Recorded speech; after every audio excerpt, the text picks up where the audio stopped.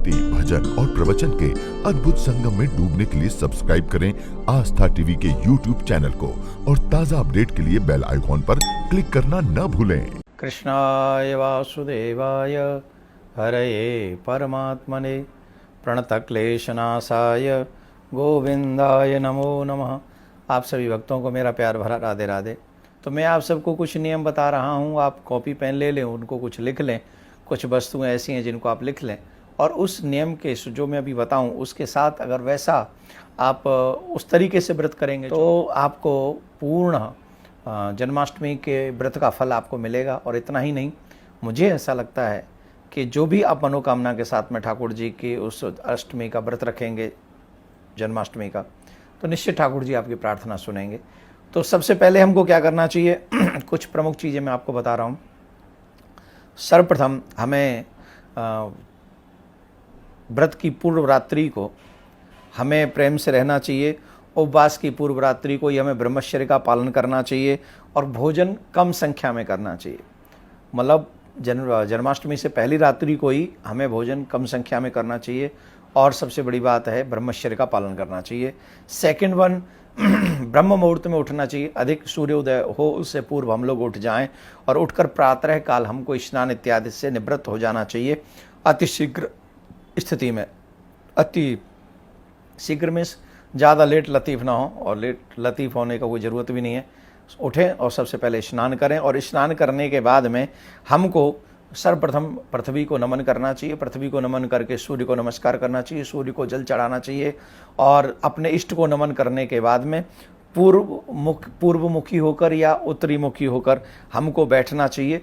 और उसके बाद एक और कार्य करना चाहिए कि हमको फल, जल और कुश का आसन लेकर एक स्थान पर बैठना चाहिए और फिर हमें संकल्प करना चाहिए कि आज हम जो है व्रत करेंगे, आप हमारे ऊपर कृपा करें, हम इस व्रत को पूर्ण कर सकें, ऐसी हमारे ऊपर दया करें। तो व्रत का संकल्प ले लें। क्या होता है, कई बार बिना संकल्प के हम लोग व्रत रहते हैं तो उसका फल हमें उतना नहीं मिलता है जितना मिलना चाहिए।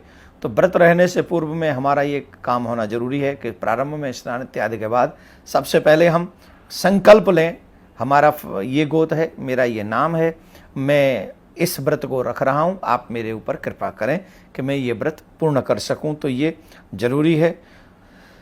मध्याह्न के समय जब हम लोग दोपहर में पहुँचें तो हमको काले तिल लेने चाहिए, काले तिल और जल लेना चाहिए। और ऐसा हम लोगों को कार्य करना चाहिए कि जैसे देवकी जी की सूती ग्रह का निर्माण हम कर रहे हैं, काले तिल के साथ जल में स्नान करा के ऐसी स्थिति बनानी चाहिए कि ये हमारे देवकी जी का प्रसूति ग्रह है, सूती ग्रह है, ऐसा हम लोग भाव रखें और काले तिल से ऐसी व्यवस्था करें। तत्पश्चात भगवान श्री कृष्ण की एक मूर्ति, चित्र अवश्य रखें। या तो भगवान श्री कृष्ण दुग्ध पान कर रहे हो माँ यशोदा के साथ में, ऐसा छवि रखें, या नारायण के चरण दबा रही हैं लक्ष्मी, ऐसी छवि अपने घर में विराजमान कराएं, ये बहुत ज़रूरी है। उसके बाद में बालक श्री कृष्ण की ही छवि होनी चाहिए, ज़्यादातर तो वही बेस्ट है, वही रखनी चाहिए। इसके बाद विविध विधान से ठाकुर जी का पूजन करना चाहिए, पूजन भी हम लोग करें। और फिर इस मंत्र का भी जाप आप लोग करें, बड़े प्रेम से इस मंत्र का जाप करें। प्रणवे देव जाननी जननी त्वाम जातस्तु वामनः वसुदेवात तथा कृष्णो नमस्तुभ्यं नमो नमः, नमस्तुभ्यं नमो नमः, नमस्तुभ्यं नमो नमः। अगर इस मंत्र का जाप आप लोग ना भी कर सकें तो हमको कृष्णाय वासुदेवाय हरये परमात्मने प्रणतक्लेशनाशाय गोविंदाय नमो नमः, इस मंत्र का जाप करें। इसके बाद रात्रि में जब 12 बज जाएँ, ठाकुर जी का प्राकट्य हो जाए, तो अधिकांश पूजन आपको उसी समय करना है। पंचामृत से अभिषेक करना है।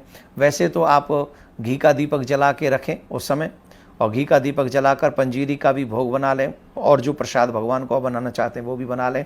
तुलसी दल उसी समय डालें जब भगवान के समक्ष 12 बजे के बाद जब ठाकुर जी का प्राकट्य हो जाए उसके बाद तुलसी दल डालें, क्योंकि तुलसी पहले डालने से जो है व्रत जो फल है, भोग है, वो पहले ही लग जाता है और झूठा भोग भगवान को लगता नहीं है।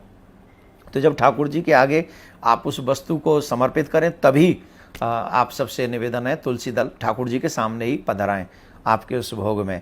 पंचामृत से अभिषेक करें। पंचामृत से अभिषेक करने के बाद में लाला को वस्त्र धारण कराएं, फिर शुद्ध जल से पहले स्नान कराएं, फिर वस्त्र धारण कराएं, फिर ठाकुर जी की आरती करें।